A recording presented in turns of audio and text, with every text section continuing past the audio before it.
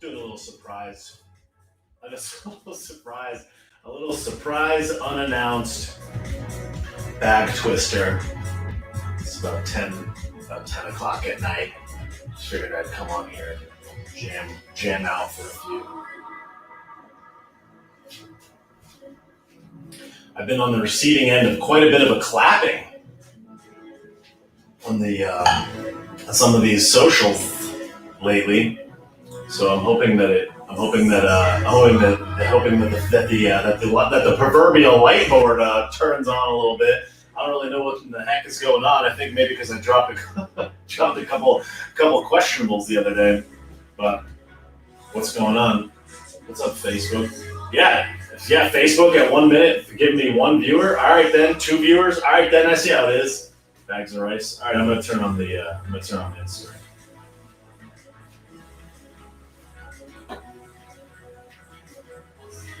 What's going on? Surprise evening yell off as usual. The typical, the standard. You guys know how it is. You know how we do it here. It's just a little bit of yelling.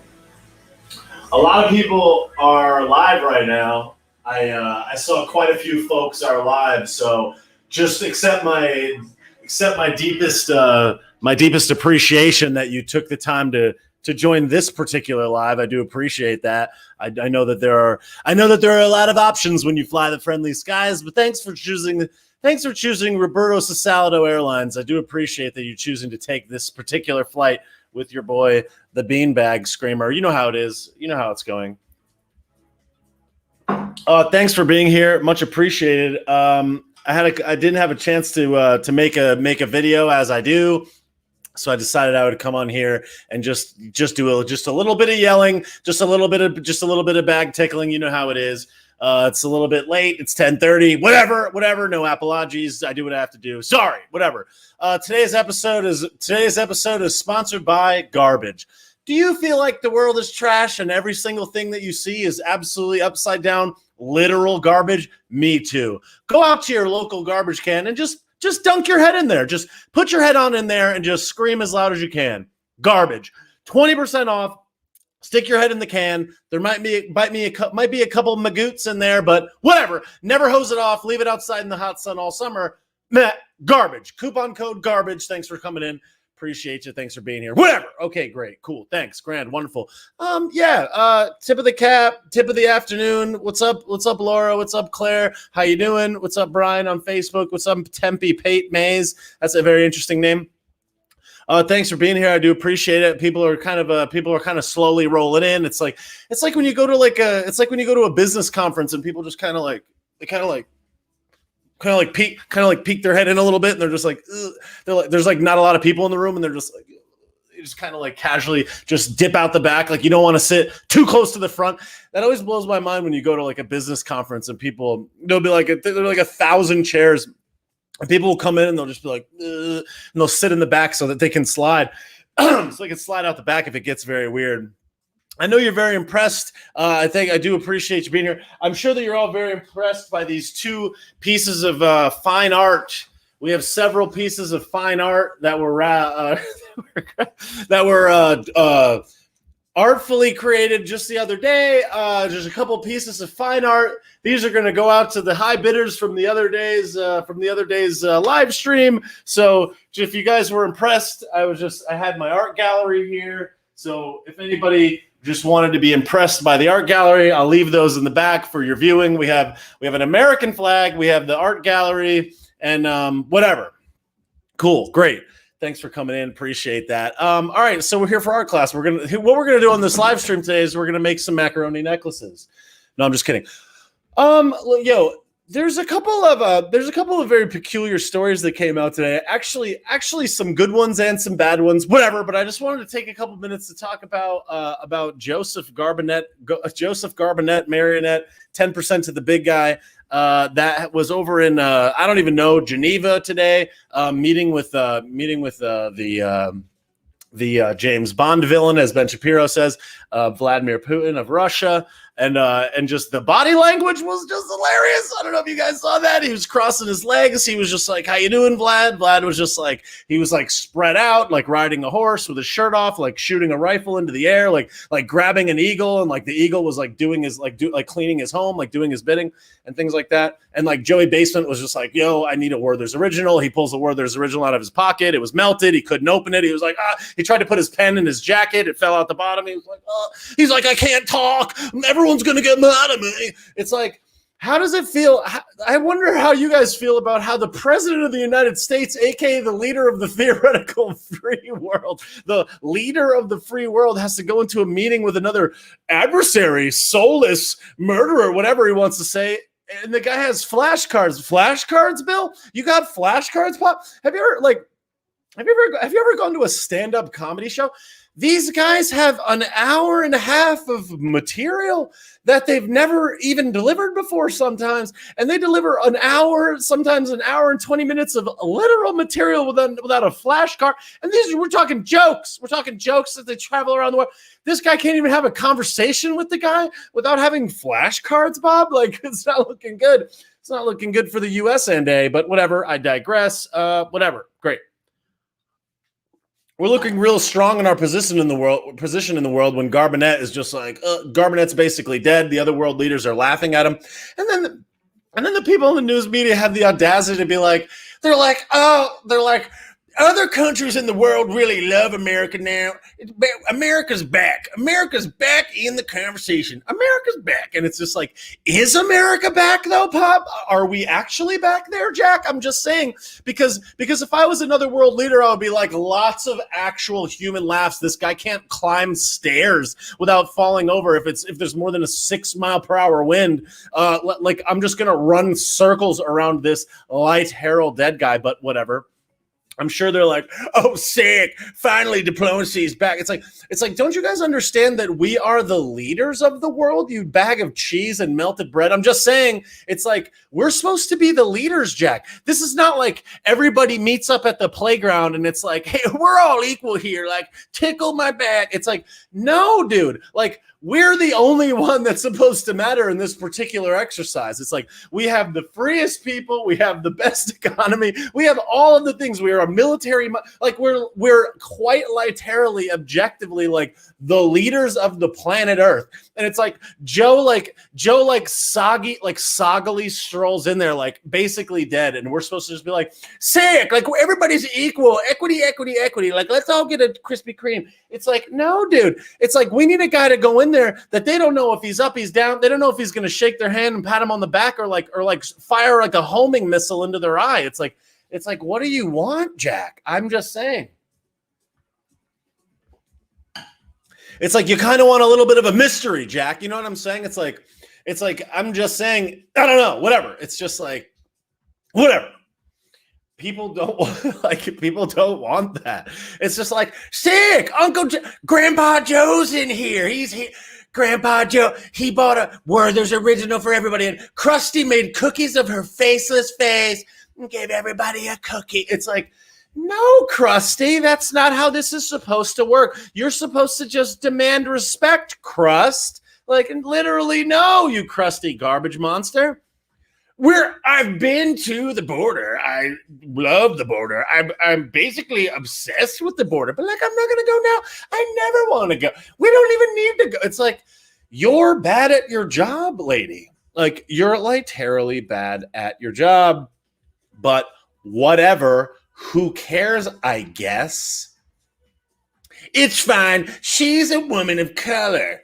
It's fine. Don't worry. She's got a pigment in her skin. It's like, great, you racist. It's like you're a literal reason. It's like, I've been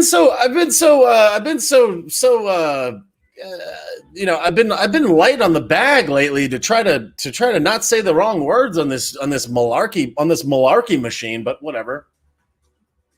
It seems totally fine, I guess.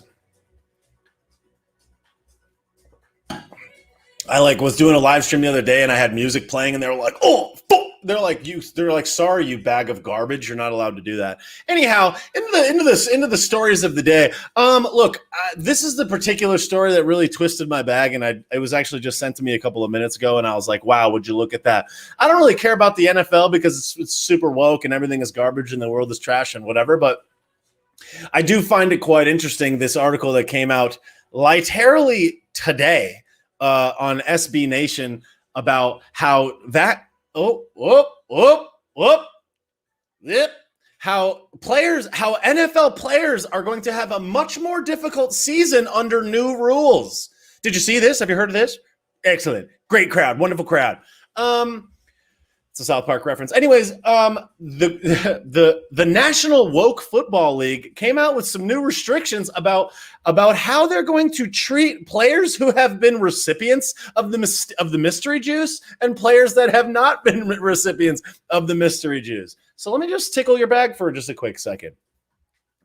If you are a player in the National Football League, aka the freaking only football league that matters in the entire world, if you have gotten the juice, you will. If you have been a recipient of the mystery juice, you will not be required to submit to daily Corona Clap testing. You will not be required to wear masks at team facilities or during travel. You will not be required to quarantine beans after getting exposed to the clap.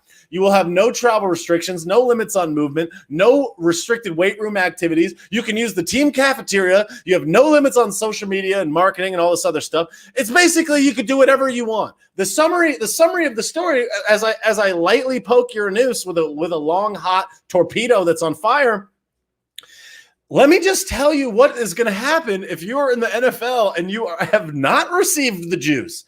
If you have not received the juice and you are a professional football player in the NFL, you will be tested for the Corona Clap every single day. And that's not where it gets weird. You will have to wear a diaper at a facility and while traveling. Also dope. Cool, because that makes sense because all the people that didn't get the juice, all those people are protected. Even the dehydrated owl, garbage merchant, upside down, handsy, disgrace to an Italian weirdo, dehydrated owl Andrew Cuomo, the whatever the hell he is, supposed leader, the wrinkly raisin of New York. He said, if you didn't get the juice, you're not at risk. It's like this guy lies about everything, but for whatever reason, he decided to tell the first honest thing that ever came out of his face today. But whatever. He's just like, if you didn't get the juice, you're safe. Like, then you're not worried about it. That's for them to worry about. We all got the juice. We're safe because we got the juice. Don't worry about them. They're gonna die. So what? They died. It's like, yo, you're like a wrinkly, dehydrated nocturnal bird and no one likes you. You're bad at your job. Your book is garbage. And you're a snake in the grass. Also, you're a garbage merchant. Also, you're an upside down, head twisting owl and everyone dislikes you. But whatever, I digress. They died. Who cares? You're worthless. You're a literal raisin. But whatever. I was just thinking of him and I was like, oh, thank God I don't have nip rings like this freaking weirdo. Hey, I've got barbells. They died. Who cares? Who cares? It's like, literally, we care, you literal nocturnal unlikable weirdo, but whatever, you handsy creepazoid. Okay. Anyhow, back to the whatever I was even talking about. All right, so if you didn't get the juice and you play in the National Football League, you will have to wear a diaper at all facilities, including while traveling. You'll be tested every single day. You'll remain under the same exact travel restrictions as the 2020 season, which seems totally fine. That seems fine. But get this. Here's where they put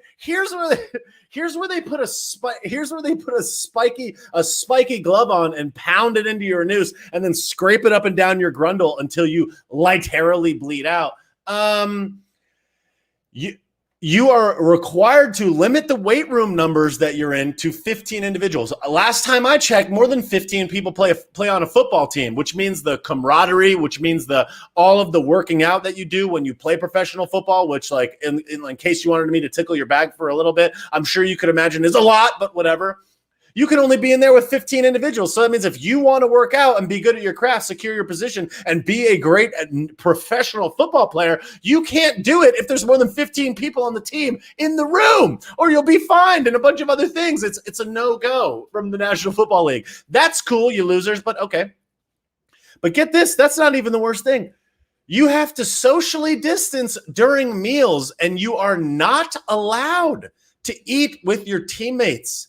You are literally not allowed to eat with your teammates. And not only that, you can't eat in a restaurant. When you travel in the National Football League, if you did not receive the juice, you are not allowed to leave the hotel or go to a restaurant, and you cannot interact with anyone that is not on the team during travel. That includes your family members, that includes your friends, business associates, your trainers, whoever. You literally cannot interact with anybody that is not on the team while you travel. You're not permitted to use a steam room or a sauna, which is great for repairing your muscles and remaining healthy. And get this, of all these things, you can't leave your hotel. You can't leave your hotel room. You have to wear a diaper everywhere. You can't even lift weights with people. You can't literally eat with your teammates. You are literally not allowed to eat with your teammates. And if you're a professional football player, let me tickle your bag for a second, but you have to eat a lot, but whatever. But this is the worst one of all, and I think the most egregious, and probably the most like them just like literally fisting everybody right into the news. You are not allowed to have social media marketing or any promotional opportunities throughout the season, which means you can't do any advertisements. You can't do anything promotional. You can't take on any social media marketing at all through the entire season if you didn't get the juice. How does that have anything to do with your safety? That's literal garbage. That is disgusting. And I know it's like, who cares? It's just the football players. This is the thing. And I said this on a previous live stream about the live stream that I did the other day that was 4 hours long, that how we should all feel about this stuff is that if they can do it to someone, if they can do it to anyone, if they can do it to a fellow American, if they can do it to one of our brothers and sisters, whatever, however you want to rephrase it, they can do it to you. And this is just a perfect example of how a business can come down and crush people that otherwise have no option. If you play in the National Football League and you make millions of dollars a year and you don't follow these restrictions and you get fined tens of thousands of dollars, lose your position or lose your job, where are you going to go? You can't go anywhere. There's no other football league. There's no other football league in the world that competes at that level, that you were able to earn that much income, that you were to have that type of career. You literally couldn't do anything about it. So they're just like, screw you. They just like literally bend you over and clap your cheeks and then just be like, you don't like it? Like I'll stab you in the grundle. Like, it's just like, they don't care. So again, this is just a further illustration of a much bigger problem. If they can do it to these people, they can do it to anybody else. And that's kind of the lesson of it all, especially considering that I saw in the UK today that the juice passports are now officially a thing in the UK as of today. So that's awesome. That's garbage. The world's on fire. Everything is trash. And tickle my bag, like, see you not in the UK, but whatever. Like, sorry, like, not going to see me there. Like, I could, like, I'll have fish and chips, like at Red Lobster. You know what I'm saying? Like, I don't need the fish and chips. Like, you can keep the chips. Keep the fish. I'll go in the ocean, whatever. Like, I'll have sushi in Florida. Like, that's what I'm going to do. So take it, like, keep it yourself. Enjoy the chips. See you later. Like, I don't need it. All right, whatever. It's just like, okay, keep the chips. And I'm sure that anybody in England's like, yo, it's more than that. It's like, I get it, but like, I'm fine. I'm just saying, I'm not going to have any chips. You can keep them. Whatever.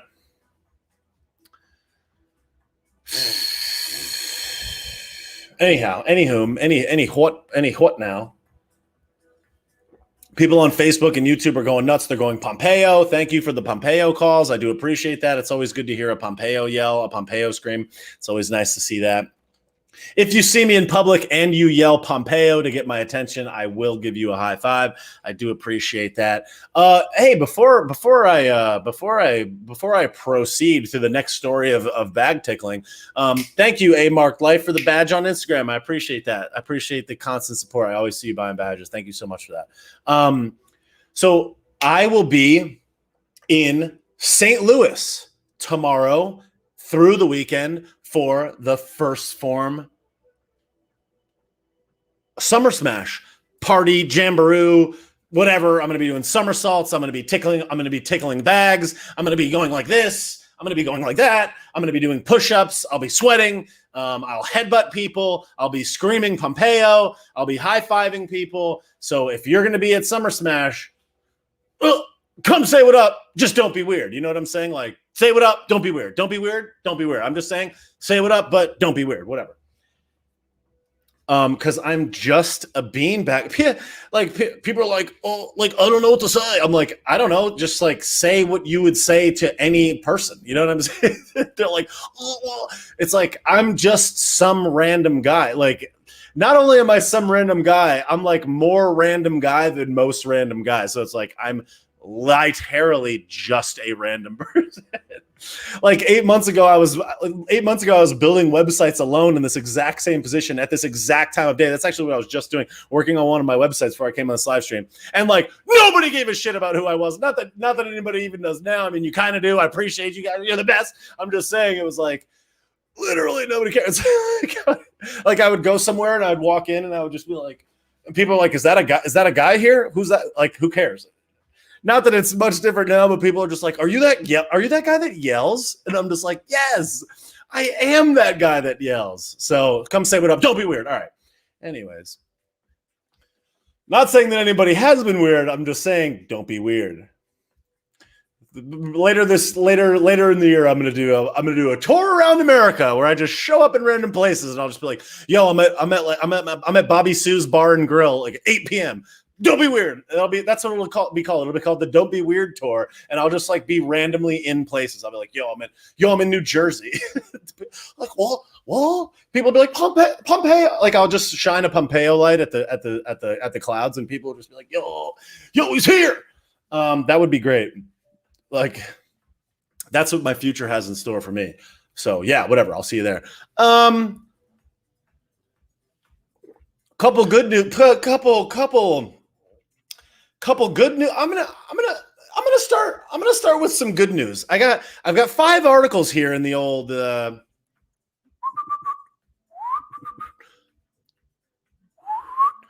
hopper here. 5 specific topics that I wanted to just throw down your throat. But people are like, how do you drink so much water? Because it's the essence of life, you bag of cheese. The state of Florida, aka Big Ron's Kingdom, aka the freest zone on the planet of Earth. An article came out yesterday on the Epic Times that said a Florida state appeals court overturned a ruling last week that allowed this county called Alachua, whatever, it doesn't matter, to implement a diaper requirement amidst the corona clamdemic. So apparently, this specific county in Florida, they got some appeals court, or they got some court in Florida to approve this. I don't even know the words, because whatever, who cares? You get it. But they got this thing that allowed them to say we're gonna force you to wear diapers in this county, Alachua, whatever, Florida. You have to wear the diapers in this county, and yesterday it got overturned. So basically what they said is that they basically said the right to be let alone by government does exist in Florida, and as a part of the right of privacy that the Florida Supreme Court has declared to be fundamental, has construed this fundamental right to include complete freedom of a person to control his or her own body. So under this construction, a person can reasonably expect not to be forced by the government to put something on their face against their own will. And Florida's constitutional right to privacy is implicated by the nature of this county's mask mandate. So basically what that means is that they don't have a right, any government, whatever, does not have a right to force you to put a diaper on your face in the state of Florida. That is lit. So how about that, you bags of cheese? I call that a positive Diva Liepman here in the garbage here on Garbage Planet. Here on the spinning garbage bag that is also known as the USA, the planet of Earth. So I just thought that was like a feel good. I thought that was like a feel good story of the day. So whatever. Anyhow, now to follow up with that warm and fuzzy bag tickler. People are like, that's lit. Pompeo, that is lit indeed. People on YouTube. Captain Garbage Planet, lots of laughs. The next article that I read was also in the Epic Times, which is a quality newspaper, a quality, I don't even know what you would call it, assembly of words, whatever. 899 people were given defective Corona Clap juice in New York City's Times Square between the dates of June 5th and June 10th, which was last week. Over almost 900 people were administered expired doses of the Corona Clap juice. So they basically were like, oh, by the way, 900 of you have to go and get the juice in your other arm now because we left it in the freezer too long. Dope. Very dope. Sick. And coincidentally enough, to just tie all these bags together, it was at the NFL Experience building. Interesting. It was called the NFL Experience Juice site. 5 days, 900 people. The juice had been in the freezer beyond the approved time frame prior to it being administered. Oh, that's so interesting, everyone. I thought you were supposed to just blindly accept any single thing that gets blasted into your freaking bloodstream by any LeBron James because it's the worst thing in the world. Cool, dude. Dope. As far as I'm concerned, this is akin to you being fed rotten meat at a federally mandated freaking cheeseburger factory. It's like, oh, sorry, like, oops, sorry about that. I know it's a deadly, so deadly, so it's the most deadly. Everything's so deadly. It's like, cool, dude. Maybe you guys should check the expiration. You literally had one job. Like, sorry, you bag of garbage. You literally had a single job. Like, don't let it expire. That's it. It's like, that's it. Check if it's expired. Like, you had one job. There's only one job. It's like, grab the juice, look if it's expired, put it in the... It's like, cool. Thanks for showing up. You literally had one job. But whatever, who cares? I guess we should all just kneel down and get clapped. Whatever, though. Fine.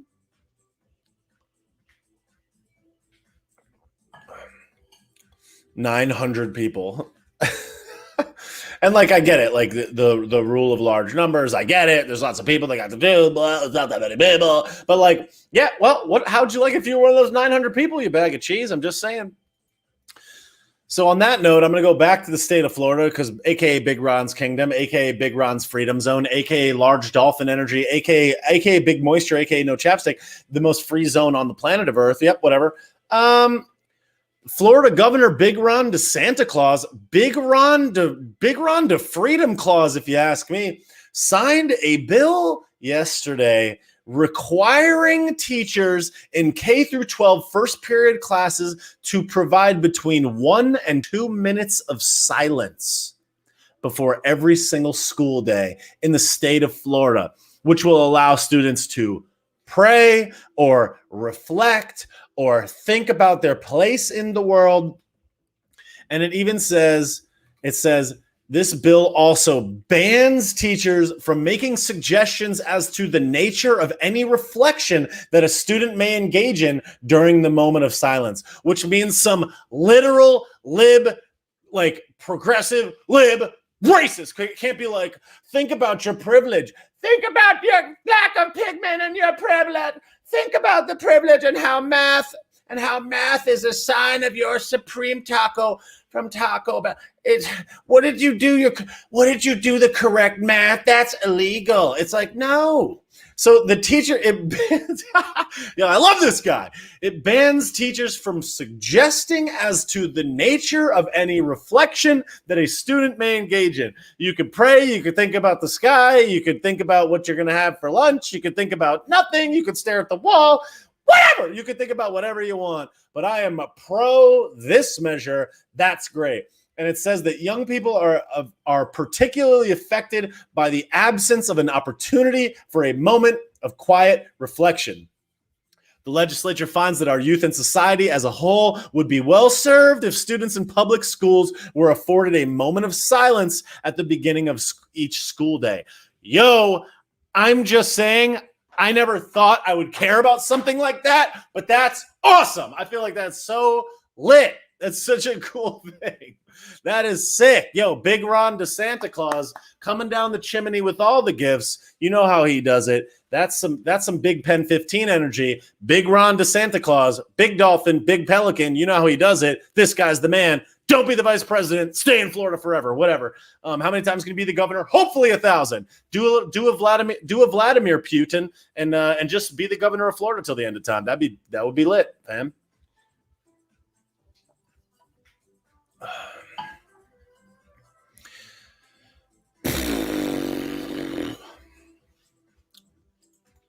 Joanne says on Facebook, the dehydrated owl opened New York 3 days before his daughter's wedding. Can't stand that. Yeah, he's a literal clown shoe, an upside down nocturnal bird that deserves to be in a cavern somewhere. Whatever. His book is garbage, and he's a trash merchant. Also, he's an upside down garbage raisin, head spinning nocturnal bird. He's trash. People are like, that's hate. That's hate speech. You can't hate like that. You're not allowed to hate. That's so much hate. It's like, is it though? What is it though? Sick. I can't wait to be embroiled in public transit tomorrow. It's gonna be so thick. I love doing that. I love going here. I told people this the other day, and I can't say it because the world is trash, but here's a pro tip. If you don't want to wear a diaper at the airport, here's how you do it. You just basically walk in the airport and you don't wear it. Just in case you guys were curious how you do it. You basically just walk in. It's kind of cool. What I have been doing at local airports, not that I'm like some type of hero. I'm just saying you can do it. It's fine. No one says anything or cares, except for the people that are like peering at you from behind their diaper, and that's not my problem. Like, sorry about that, but like, we're all good. It's going to be fine. Like, I saw the Fauci emails, so like, tickle my bag. But basically, what I have figured out is that the only time that you kind of like catch heat for having no diaper is right when you flash your ID at the TSA right before you go through the bag checker, because you're like in close quarters, everybody's there, they're like somebody's thumbs in your butt, whatever, you got to go get your bag. They're all just like in the diapers, they're up in your grill, they're like really analyzing, they're like looking at your grundle, they're like thinking, they're like, does he have scissors and stuff like that. That moment, so it's like right from the ID and the ticket to the bag check to the other side, like that right there, that's like a diaper area. And then when you get on the actual plane, when you go like from the like line onto the actual bridge thing and then into the plane, because like the person standing at the front, like when you walk in the plane like this, and there's like, oh, and everybody's giving you a hot grill. So just like what I've been doing is like, I'm like right from the guy with the ID to the end of the bag check, diaper off. Then I'm like through the airport. I go wait in the line, and then it's like diaper when I scan the ticket until I sit in my seat, and then it's like seat, diaper. I'm like immediately like eating a cracker. I got a raisin in my eye. I'm putting a pretzel stick in my ear. Whatever. It's whatever I got to do. I'm sipping. I buy a thing of water that's as taller than my entire life. I buy a 73-gallon glass thing of water, and I'm just like the entire time. And then you sit, and then you just like pop your head above the seat when people are walking in. I take Southwest all the time because I'm rich. Just kidding. And people come in, and I'm just like, I have like this. I got the backpack on the other seat. I got the cracker. I'm like eating the cracker slow, like one chip at a time as they come down the aisle. And I'm like, don't sit with me. And they're just like, yo, this guy. They're like, this guy's a super spreader. I'm gonna keep going. So I've been like sitting by myself, like whole rows. It's pretty sick to sing. No, I'm just kidding. No, I sat by myself and got the whole row, except that time that piece of crap guy was elbowing me in the rib cage for 3 hours. But whatever, the joke's on him, because I got a product in my store right now that says move your elbow, and somebody bought one. So Joke's on you, you bag of garbage. How many t-shirts did you say with commentary that I made on that flight? None. I'm just saying. Probably none. He like has he has like a shirt that says, I tore my rotator cuff. What am I supposed to do? I'm like, move your arm, dude, or like don't fly, or don't sit in the middle, or literally do anything else. It's not my problem. Sorry. He's like, well, what do I do? I'm like, move. Just move your arm. He's like, you and me. He's like, you and me, we're the same. We both got big shoulders. And I was like, yeah. That's why you got to move your elbow, you idiot. That's like why if I was sitting in the middle seat, you know how you do it? You just take your arms and you put them like this in between your lap, like that. You just sit. Here it is. Here's the seat. You just sit in it like that. You don't even have to use the armrest. You just sit in it like that. That's all you got to do, you idiot. He's like, well, what do you want me to do? And I'm just like, bro, I'm like, how? I was like, how old are you, dog? Like, how old are you, bro? Like, what do you mean? What do you do? Move your arm. But my rotator cuff. I was like Googling rotator cuff injuries and like whether or not you can move your arm like this. And I'm just like, you can't do that. Like I FaceTimed with a doctor and I was like, bro, the doctor was like, that's not real. And he was like, come on, man. And I was just like, yo, I was about to hit the alarm bell and be like, yo, like this guy. But I just didn't want to cause a stir on the freaking. They're like, sorry, sir, we're not going to make it to wherever I was. I don't even remember where I was going. We're not going to make it to Salt Lake because this super spreader. It's like, bro, I have a bruise from this guy's stupid elbow. But what should I do? I was like, I'm going to headbutt you in the eye. Like, what do you mean? Oh my God, I was so mad. Joanne said upgrade to first class. There is no first class on Southwest, Joanne, but thanks for the suggestion. I was going to pay $300 to get away from this jabron. I'd rather be in the theatrical performance of Les Miserables and just come on here and yell about it and be mad the whole time. No, what I did was I cranked my spine 100 degrees to the right and just like tilted up against the window like an idiot. And then like I got off and like my back was broken. I couldn't walk. Everybody was like, this guy's a cripple. They were like, that's what happens. Super spreader. And I was just like, nah! I was so furious. In case you guys can't figure out, I'm still butthurt about this guy. This guy lives rent free in my head. In fact, I'm paying him rent to live inside my head. I'm like, do you need somewhere to stay? Like, here's a couch. I'm just like, come on in. I'm like, come on in, bro. He's been in there for weeks. Could you imagine if I get on the flight tomorrow to St. Louis and I just see him coming down the aisle, just like, and it's like, yo, I'm just like, no. You know what I would do? I'll tell you exactly what I would do. If I had, this is what I'm gonna do. I'm gonna buy a sleeve. I'm gonna buy an entire sleeve of Ritz crackers, and I'm gonna crunch them all up all over the seat and sprinkle them on the middle seat. Because you know I'm on A-list, dog. You know I fly A-list on Southwest. I got points. I'm flying A-list. I get on the plane first. I'm at the exit row. They're like, will you save everyone? And I was like, you better believe it, bro. I'm willing and able, guy. And then like the guy sits next to me and I'm just like, oh, oops. Like somebody must have left all of these crunchy, crispity, crackly Ritz cracker crumbs on here. I guess you should just not sit here, Bill. Maybe you should just take your crippled elbow and get the fuck out of here, bro. And just sit in the back or sit in the front or sit laterally anywhere or take another flight or walk there or get a bus. Like there's a Greyhound. I'm like, do you want me? Like, I'll give you $23 to take one of those fat buses that they traffic fucking drugs on, whatever. You get it. Peter Pan, you know what it is. They're like, Peter Pan, ride from Florida to California for $10.99. You're like, what?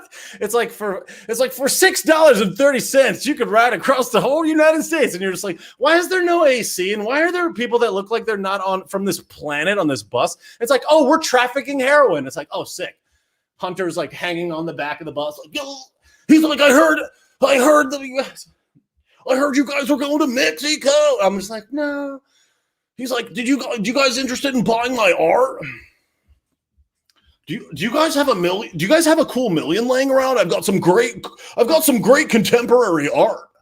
I blew it through a straw at my three-story garage in Beverly Hills. It's like, yo, you're the most suspect person living on Earth, guy. Like, you're so suspect. Like, this guy's the most suspect person to ever live.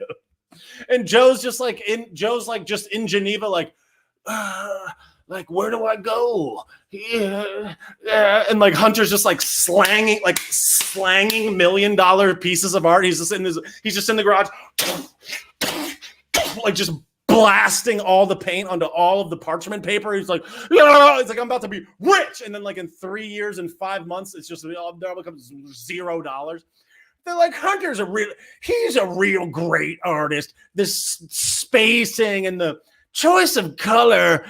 Yeah. It's like, bro, are you serious, Pop? Like a 7-year-old could like, what do you mean? Like I've seen my dog like poop on my white floor here and like smear his paws all around, and it makes a contemporary fractal geometric tree or whatever. So like, look, he drew a tree. It's like, that's not a tree, guy. That's just how the straw was. And they're like, it's a fractal geometric tree. And they're like, Hunter, what do you think about? Hey, Hunter, they're like, what do you think about what this piece of art means to you? And Hunter's like, he's like, well, you know, when I sit down to do the art, I don't know like what I'm going to paint or what it's going to look like. It always just reveals itself. It's like, you don't say. Like, you mean you don't know what you're doing and you're literally just blowing paint through a straw. Literally, that's what you're doing. Literally. And he's just like, oh, yeah. And then they're just like, they're like, sick. And then they're writing it down. They're just like, oh, I hate my life and job. They're like, so what does art mean to you? Like, what does it mean to you? And he's like, my dad loves it. That's what it means. That's a literal quote. He literally said, he's like, my dad loves it, and that's all that matters. And it's like, yeah, I bet he does. He also loves Blue's Clues and Rocky Road ice cream, but whatever. What flavor did you get, Joe? Chocolate chip. They're all like, whoa. They're all just like going nuts. They're like, oh my God. They're like, did you guys get that? Chocolate. They're like, chocolate chip stocks. Chocolate chip futures about to go off the charts, guys. It's like, yo, I hate you. And then they're like, hey, this has been the most garbagey interview in the history of time. Do you have anything else really dumb that you could say to just top off this garbage article that everyone hates? Go. And he's like, you know, my art represents the universal truth that we are all connected together, and karma's gonna kick me right in the new. It's like, yeah, bro, like, you're the worst person, bro. Yeah, maybe it's my laptop. Like, maybe I lost that laptop. It's like, that's your laptop, bro. It's got your cell phone numbers on it. It's got your messages on it. It's got pictures of you around the world. It's got timestamp photos of you. It's got literally every single thing. It's got matching corresponding phone numbers that match other people's phone numbers that are people you knew at the time that you knew them, that match up with the dates and the times that you were in certain places. That's your laptop, bro. What do you mean? Maybe it's my laptop, you liar. Like, what? How stupid do these people think we are? I'll answer it for you. Very. They think we're really dumb. It's like, yo, I hate you. It's like, it's like Hunter is the elbow guy. It's just like, you're the worst person, bro. Like, no one likes you. Like, what happened with your niece, you weirdo? Like, no, bro. He wrote a memoir. It's like, cool, dude.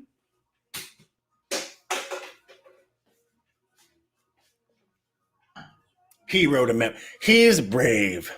It's like, bro, no. Like, literally, no. Whatever, though. In other news, I saw this article today, which I thought was a real treat.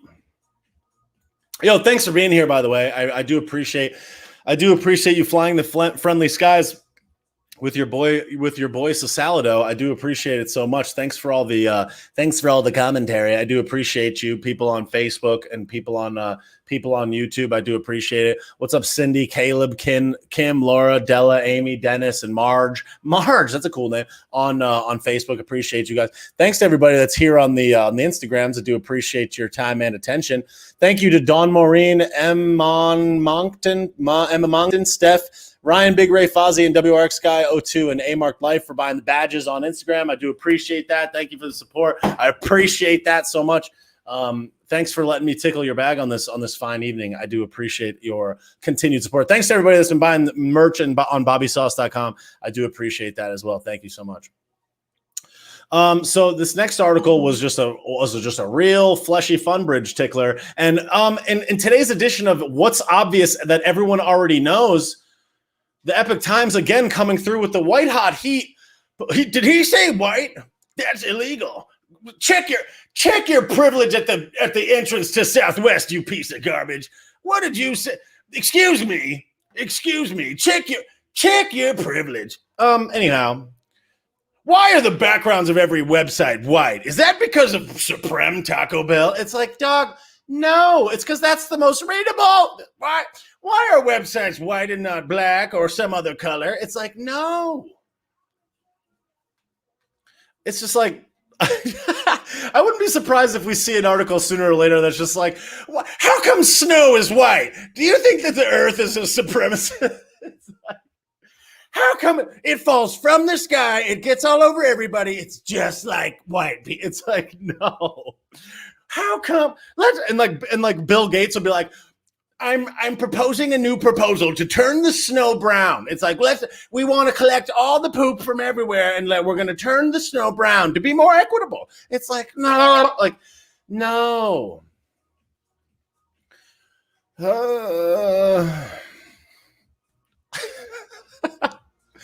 Why? But why? How come printer paper is white? Is that because how come we don't print on different color paper? It's like, I hate you. How come towels are always white? Is that not taking into consideration everybody else's skin? It's like, you're garbage. Did someone just say I just pooped my pants? Oh, no, Joe just pooped his pants. Yeah, that's highly likely. How come, someone said toilet paper on Facebook. How come toilet paper is always white? Shouldn't it be brown? Wouldn't that be more brown? Why wouldn't it be brown? Everybody's like leaving the house half wiped and like the world just smells like farts and like garbage and dump. It's like, well, I bought this equitable toilet paper. It's like, it's just like down. What the hell is it called? Charmin. It's like Charmin equity roll. It's brown. Seeing your poop is so 2020. Holy hell. Oh my God. Seeing your dump, seeing what you just wiped is so 20th century. Step into the modern day with this new paper. Charmin. It's like, oh, how come it's a bear? Why is it a bear? It's like, no. Oh my God. New equity roll. Make everyone in your home feel inclusive. Home? Did you say home? That assumes that I have a home. That's appropriation. It's like, stop. Find a hobby, Bill. Like, go and acquire a hobby. Like, what are you doing? They're just like, like, I imagine people like that just wake up in the morning and they're like, yo, what am I about to be pissed about today, bro? Like, what am I about to be pissed about today? It's like play, like, join a softball league, you freak. Like, play softball, like, you weirdo.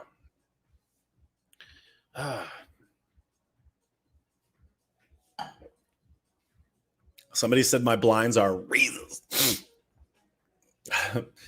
Might be true. Get a hobby, you bag of rice. Why does he always say bag of rice? What are you trying to say by rice? Is that a Mexico thing? Is that a China thing? What is that? It's like, I just got to be like, shut your mouth, you bag of nondescript vegetable. It's like, you bag of maize, you bag of wheat. They're like, wheat? What? It's like,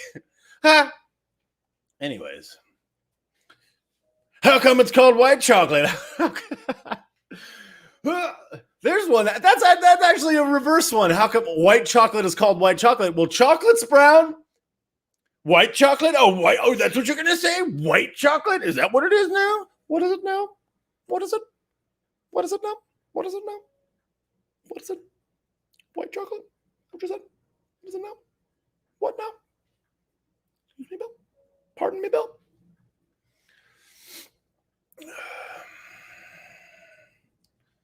Somebody said, shut my mouth, potato head. Are you talking to me? Shut your mouth, potato head. Yo, I did see that somebody bought a badge in this, or no, somebody bought a, what is it now? So because of the cost of shipping in the store, it doesn't necessarily ship based on the price of an item. There's like a minimum because of the fulfillment and all the other stuff. Somebody bought a sticker before, a what is it now sticker, a cartoon picture of my face sticker that says, what is it now? A glossy sticker for $6 on the BobbySauceStore.com.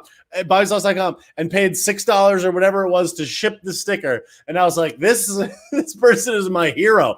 You just paid $12 basically for a what is it now sticker that is just like, why? Like, what is this? And like, I don't know. I could tell you this much. I've never paid $12 in my entire life for a sticker. So to the hero, American hero that purchased that sticker, you made my day today, because whoever would pay $12 for that, like, I never anticipated you paying $12. I thought people would buy like the sticker with a shirt or like with a hat or with something else. And I was like, on Facebook, you're kidding. So whoever paid $12 for that sticker, you tickled my heart today, because I was like, wow, that is amazing. I can't believe that. So I'm honored that someone would part with $12 of their hard-earned money to buy a what is it now Bobby Sausalito sticker and have it delivered to their house. I appreciate that so much. I love it. I literally was like, you're kidding. I was like, wow, that's so awesome. So then again, I did sell a piece of crack paper, so that was kind of cool. I got to watch out. I've been saying that word with the C. I got to watch out, because I think that's why I got clapped the other day. Chooks paid more for less. That's true. That's because Chooks comes fast and loose with the Venmo donations, much to my joy, and I appreciate him very, very much for that. So back to the article that I was just going to yell about. So this article that was in the Epic Times lightheartedly says, this is going to be no surprise to anybody, police officer retirements skyrocket while recruitment slows. Law enforcement faces recruitment difficulties as retirements soar and anti-police sentiment rises in the wake of mass protests and calls to defund the police. PERF Research, Police Executive Research Forum, did some research on over 200 law enforcement agencies that report that hiring on these law enforcement agencies is slowed by 5%, while retirements at some police departments rose 45% compared to the previous year. 45%. So it's dude. 45% rise in retirements and a 5% slowing in hiring. Yo, 200 police departments slowed by 5%. You're talking like tens of thousands of people that are not being hired. And you're talking a 45% growth compared to a previous year on retirements. Like, we're not going to have any police anytime soon. And as long as people keep electing these Zojals and demonizing police officers, which the vast majority of which are very, very great, hardworking, lovable, and kind people, we're going to be in a lot of trouble. An increase in crime due to a thinly stretched police force and declining recruitment is not unique to cities like New York and Philadelphia. It's also happening in Chicago and Los Angeles. Huge increases in murder rates. It's like increased violence, lack of new officers, people retiring at a ridiculous clip, an increase in murders, increases in shootings. consistently defunding the police forces like they want to do in New York. Maya Wiley, the absolute clown sneaker from New York that wants to take $1 billion away from the NYPD. Yo, it's all that's going to happen. So Dr. Obvious on YouTube had the right comment. She or he or she, there's just an icon, said private security industry will be booming with ex-cops and military. That's exactly right. The private security industry is already booming with ex-cops and military because not only can you make more money, but you have a better quality of life as a private security officer. Being a cop is no walk in the park. It is not an extremely high paying job. It's extremely high risk, and now everybody hates you too. Terrible. Who would want to be a police officer now? Who would be sitting at their house right now and be like, you know what? I'm going to go be a police officer. Like, terrible.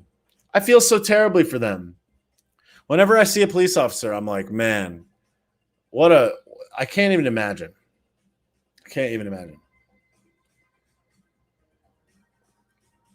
And these people have children, wives, husbands. Sad.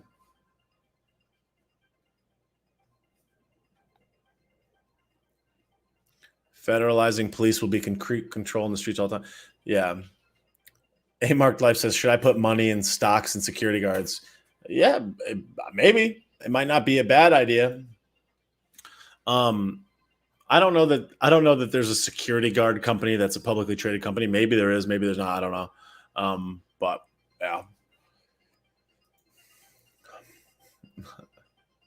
People said I'm going to start my own security company.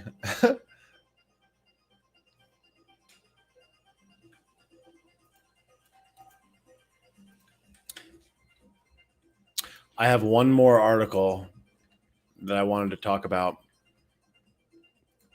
that I, of course, naturally just X'd out because whatever. What are you guys talking about here in the chat? Yo, Lori Lightfoot is an underwater merchant of trash. So somebody just asked me, I can't find my wallet, just asked me on the questions. Bobby, did you quit weed cold turkey? When did you quit and how different do you feel? I've answered that question a number of different times, but I will definitely say it again real quick. I'm coming up on the guy that got that sticker, the What Is It Now sticker. His name is Christopher R. Thank you, Christopher. And thank you, Lauren, for the Venmo. I see that Lauren sent a Venmo donation. Thank you so much, Lauren. So I can't find my wallet. So I stopped smoking weed in July of last year, July of 2020. Yes, I quit cold turkey. I exhausted my stash with the exception of like a couple of grams. And I was like, I'll keep these just in case like the world is on fire. And I'm like, I feel like I'm going to freak out just to know that it's there to really quit and like not have it have the power over me. So I just quit knowing that it was still in the closet. And I just stopped. Yeah. And the first couple of days were bad. They were not ideal. It was not a great time, obviously, because you think about it and you have that habit where like, I should go buy L's or like, oh, today was stressful. Like, let me roll one or whatever. But to me, it was primarily like a health decision and also a monetary decision. And also just like a raise in vibration, whatever you want to say, just like an advance through life decision. I was like, I need to start eliminating and adding things in my life that will objectively leave me in a better place. And I was like, how could what are the easiest things to remove? Like a long time ago, I stopped drinking milk. Like I remember just thinking to myself, like a cow's milk, human beings are the only animal that drinks like a mother's milk, basically, like as an adult. And I was like, there's something that seems wrong to me about drinking a milk intended for babies, baby calves to grow, and not from a cow, no less. So I just stopped drinking milk. So I don't drink milk anymore. I would drink milk if I had to drink milk. I'm not like, oh God, but I just was like, I'm going to stop drinking milk. And things like buying cereal. I used to buy cereal all the time. I love cereal. I was like, let me just not buy cereal. And things like that, like things like bread. Like I try not to buy bread anymore. Like I'll have bread if it comes with something, but I won't buy a loaf of bread. I used to do stuff like that. I try not to buy things like ice cream or whatever. So little decisions where I'm like, well, if I just don't buy it, it won't be here. I'll have it if it's there, but I won't like buy it. So things like soda, like I don't buy soda usually. I don't buy like a Coca-Cola. I don't buy soda to have at my house. I buy waters. I buy sparkling water and things like that, but I don't buy soda and put it in my house anymore. Things like that. So with the weed, it was like, if I just eliminate this completely, like I'll have more money, I'll be healthier, I'll breathe better, I'll sleep better, and like my life will be objectively better. Plus I'll have all the money. Like I'll have all that money. And I did a little bit of mathematics, and I did some time analysis of how much time I was wasting in a given day being high and not operating with my mind at the top of at top tier. And I was like, I'm literally wasting like 1,000 hours. I did some math out. It was like something like 2,100 hours a year of non-productive time was being wasted by me being stoned or smoking or going to get stoned or whatever, or buying weed or preparing for weed. And it was something along the lines of like, I think I spent about $400 a month, which is $4,800 a year. So it's like in the last year, I've saved $5,000 of expenses and probably $2,100 of productive time. If I could go and work in that productive time, let's say it's 2,100 hours of productive time. If I make, even to just lowball it, let's say I make $20 an hour, even at $20 an hour, which I don't make $20 an hour, I definitely make more than that. That's $42,000. That's $42,000 of otherwise productive time. 2,100 hours by $20 is $42,000. So it's like when you factor that in, 42,000 plus of $5,000 of objective savings, plus you're healthier, plus you're smarter, plus you're operating at a high level, plus your mind is connected, and the clarity is like next level. I was like, I basically just made myself $45,000. It's basically how I looked at it in my mind. I'm like, I've told this story before, and then I'll change the subject, but I wanted to buy a car, and I used to drive a Mercedes ML350, and I was like, oh, I drove this Mercedes for like 9 years. I had 150,000 miles on it. It was like, and I was like, I don't want to not buy another Mercedes. I would love to buy a Mercedes. And I started looking at like Jeeps and Lexus and all these other cars, and I was like, I can't really afford a Benz. Like if I buy a Benz, the payment every month is going to be $500 a month. And I was like, I can't afford, which is a misconception that we have about our relationship with money. Can't afford is not a good way to think about money. But anyways, that's a topic for later. But I was like, I can't afford $500 a month to pay the payment on this Mercedes. And then I thought to myself, I spend $400 a month on weed. So if I stopped smoking weed, there's the car payment. Now I'm only paying $100 a month for this car. So I was like, I'm just going to stop smoking weed so that I can buy a Mercedes. So I stopped smoking weed, and then I bought a Mercedes, and it was $500 a month. And like 5 months later or 4 months later or 3 months later or something like that, I had gained a little bit more cash. And I was like, all right, I can afford the weed and the Mercedes. And like I got my cash position in a better spot, and then I could afford the Mercedes and the weed. But then later I was like, I don't want to be smoking the weed for all the reasons that I just illustrated. So it was kind of like, okay, what will I do with that $4,800? If I use that $4,800 and I invest it in the stock market and it performs at the level that all the stocks that I've been investing in, I've been performing, that $4,500 at the end of the year will be $6,500 or whatever. So it's like some of my stocks are up 50, 60, 70, 80, 90%, some of them 200%, some of them higher than that. So it's like not only did I make the $4,500, I made $8,000, $9,000. On top of that, I got 2,100 hours of productive time. That's worth that $20 an hour, $40,000. It's like I just made $50,000, $60,000. It's just like, how can you even put a value on that? And then on top of it, it's like I remember I would go out stoned or whatever, and I would go out on like a Friday or Saturday night, and I would just be high, or somebody would give me one of those weed pens, and I'd hit the weed pen when I was out at the bar, and I'd like want to talk to somebody, whether it was a female or just anyone, and I'd be like at a loss for words. All I would want to do is like go home and watch movies and stuff. So it's like it limited my ability to socially interact with new people. You could chill with other people that know you forever, but like meeting new people, new females, new people at the bar, new friends, new people out and about, it was just like, you're kind of like in your head about things where you're just like, you have like a little bit of doubt, like an unnecessary amount of doubt. So I was like, quitting weed is going to be good for my life. So I'm coming up on my 1 year anniversary of not smoking weed. I think it's like July. I want to say it's like something like July 12th. I feel like that's the date, something like that. So I should be at about 1 year, which is a thing, I guess. But I'm not like trying to celebrate it. I'm not like, I don't expect any like good for you. It was just like, I was like, I'll be healthier. I'll have more money, and I'll like live a better life. Interestingly enough, within 90 days of me quitting smoking weed, my account took off, and like all this stuff that's happened as a result, like all these people being on these live streams, like there's literally there's over 100 people watching the live stream between Facebook, YouTube, and Instagram right now at 11 o'clock at night. And I've been going for over an hour. That's amazing. People making Venmo donations, people buying merch in the store, people buying badges. I mean, life is good. It's a beautiful place to be. And all the people that I've met, I mean, it's amazing. So I'm extremely thankful. Naquad, don't talk to females. I'm extremely thankful for all the good things that have come as a result of this. So I try to think that way about pretty much everything. It's like, all right, will my life be better as a result of this? All right, that's worth doing. Let's do that. So that's the thought. That was a good question, though. Thank you for the question. I can't find my wallet. Appreciate it.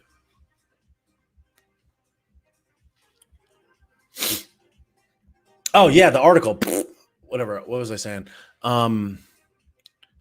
I had this article that I wanted to talk about. Where is it at? All right, here we go.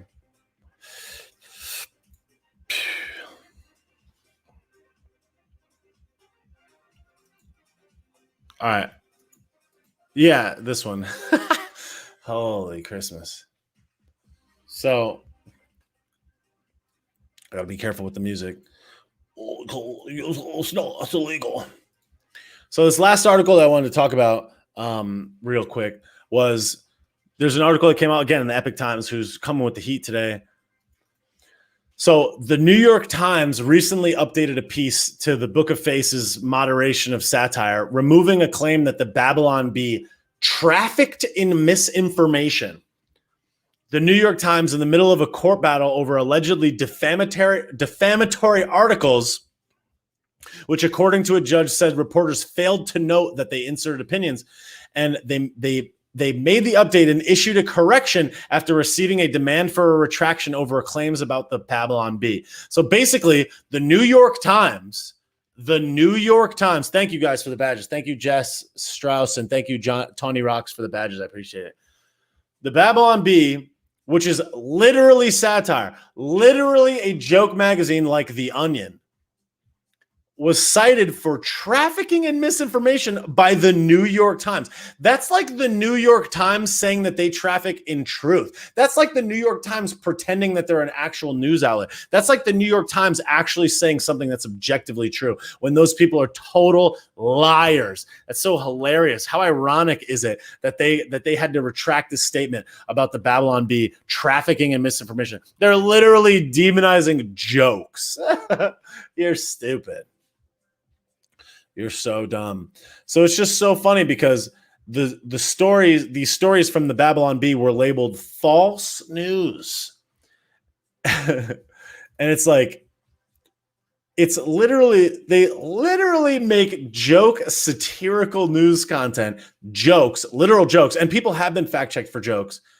And it's just like, I just thought that was hilarious how the New York Times, who is just absolute trash, had to retract that statement. I thought that was so priceless and literally hilarious. And great job, you bags of garbage, because that's just so stupid. So it's just yet another example. It's just yet another example of things coming out, things being expected to be true, then them demonizing them like, oh, you can't say jokes. Oh, yo, what's up, Ian? It's like, how are you going to, it's like, it's like that's exactly what they do. Is like they post stuff in the newspaper, or they say this is what it is, this is true, and because they're an authoritative source, talk about the ability to slip one by the goalie. Talk about the ability to lie with impunity. These people will literally lie, print the lie, and because they're an accepted source, they know that they can lie, and then they just quietly redact it months later. Like, this is months. And like, how many things do they blatantly lie about? How many different things do they lie about in real time that people never even see? It's like, I had to sit and look around for information on the internet today. I was like looking for stories to talk about. I'm like, what's the most crazy thing that happened today? And I found this article amongst dozens upon dozens and dozens of articles just on Epic Times alone that you're just like, this is insane. It's like, I don't even understand. It's like I had to go searching to find this because like if it's not covered, if they don't talk about it, it doesn't exist, which is just, again, yet another perfect example of how if we don't all do our own research independently all the time forever, like you're screwed. Like you have to stay on top of this stuff.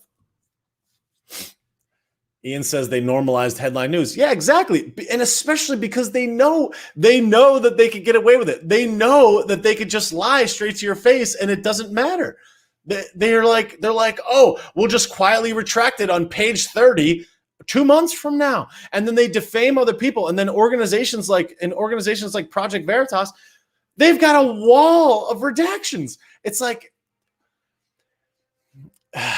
and again, it's like, this is yet another perfect example. Yeah, Ian's exactly right. 90% don't read past the headline. Exactly. It's like, that's exactly the problem. It's just like, we need to normalize looking into stuff. Like we need to normalize people doing things for themselves. We need to normalize people actually figuring things out. Like when you tell people that you do research online, they're like, what are you, one of those conspiracy nerds? It's like, no, dude. It's like, I want to protect my life and property, you bag of garbage. Like, what are you, one of those idiots? That's what you are.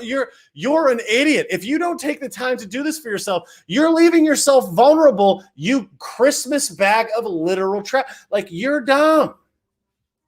Like, it's no longer like, oh, like I want to do research. It's like, I don't want to do research, you cheese wheel. Like, I don't want to do this. I'm not just like sitting at the crib. Like, you know what I want to do? I just want to squander 25 minutes of my time and just go and like look around on newspapers and look around to see that people are having adverse reactions to the fucking juice or some other thing. It's like, you think I want to spend my day like that? You are garbage merchant? Absolutely not. But I understand what's necessary in order to protect my interests. It's like, I don't understand how that's such a stupid concept. It's like, oh, like what do you look things up for yourself? It's like, yeah, you don't. Like, you're super dumb.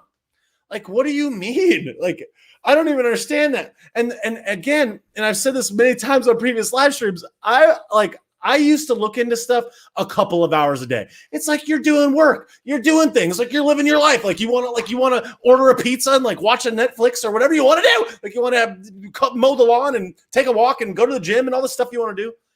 But it's like you have to set time out for it. It's like going to the gym. I didn't want to go to the gym when I started going to the gym. I wasn't like, you know what I want to do right now? Go and work my ass off after a long day and sweat and cut. Like, you think anybody wants to do that? But you learn to appreciate what it does for you. You learn to love it, and then you find the fun in it. And it's not even about the fun. It's more about the protection. It's more about protecting yourself to make yourself more resilient for future threats. That's what it is. So it's like, in the same way that you protect your body is the same way you need to protect your mind, is the same way that you need to protect your money, your household, your friend groups, your social circles, the way that you think about things, the way you move through the world. You have to do that. You have to protect your interests all the time till you die. It's like, that's what you always have to do forever.